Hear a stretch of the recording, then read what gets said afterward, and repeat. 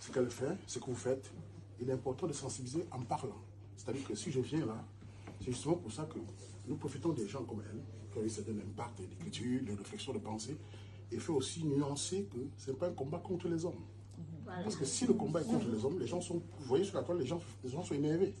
C'est un combat pour l'émancipation, entre guillemets, parce qu'émancipation, il faut aussi bien comprendre. C'est un combat pour que les femmes soient éduquées, qu'elles soient en sécurité, parce que nous, on est des parents, on est des frères, on est des grands frères, mais ce n'est pas un combat contre les hommes. Le plus important, il y a une culture, comme ici en Europe, il y a de tout.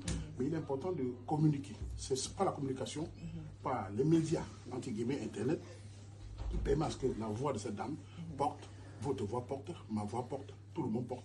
Et l'impact, c'est petit. On ne change pas une société simplement parce qu'on a décrété. On le change par le bas, par la communication, par le respect des deux. Le danger, souvent, entre guillemets, c'est quand on fait des paroles en disant c'est contre les hommes. Enfin, on donne l'impression que c'est contre les hommes. Et ça crée la tension. Et les gens le sentent comme si on l'agressait. Mais puisqu'on parle, depuis un certain temps, en Afrique, au Cameroun, on voit déjà des gens qui prennent conscience. Les filles vont à l'école, il n'y a pas de problème. C'est vrai qu'il y a encore des problèmes à faire. Mais il y a aussi des hommes qui souffrent. Il y a aussi des garçons qui souffrent. Donc il ne faut pas seulement croire que les femmes souffrent seules, les garçons sont... C'est la catastrophe partout. Mais il faut sensibiliser les deux, les faire monter, les éduquer, comme je fais, comme elle fait, comme vous faites, pour que demain on ait une société où il y a une certaine égalité, parce qu'il n'y aura jamais d'égalité totalement.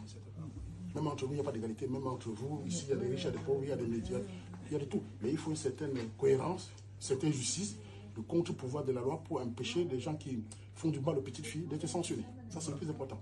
C'est-à-dire qu'il faut une justice qui sanctionne les malades mentaux, on va dire, et qui aussi sensibilise les hommes de protéger les sœurs, protéger les compatriotes, protéger toutes les femmes comme moi je le fais à travers mes médias.